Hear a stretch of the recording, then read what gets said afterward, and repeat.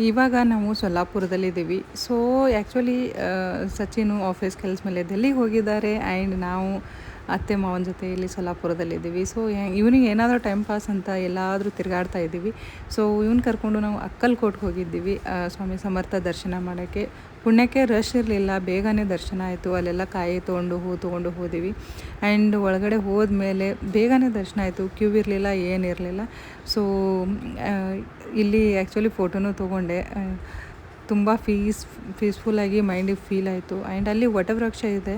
So actually ಇದು ಇಲ್ಲಿ ಸ್ವಾಮಿ ಸಮರ್ಥ ಅವ್ರು ಕೂತ್ಕೋತಾ ಇದ್ರಂತೆ. ಅದು ಅಲ್ಲೆಲ್ಲ ನಮಸ್ಕಾರ ಮಾಡಿ ಆಮೇಲೆ ಅಲ್ಲಿ ಪೂಜಾ ಜೊತೆ ದಾರ ಕೊಟ್ಟಿದ್ರು. ಅದನ್ನು ಅಲ್ಲಿ ಕಟ್ಟಿ ನಮ್ದು ಏನಾದರೂ ವಿಶ್ಗಳು ಇರ್ತಾವಲ್ಲ ಅದನ್ನು ಬೇಡ್ಕೋಬೇಕು. ಸೊ ಆ್ಯಕ್ಚುಲಿ ಅತ್ತೆ ಪಾಪನ ಕೈಯಿಂದ ಕಟ್ಟಿಸಿದ್ರು.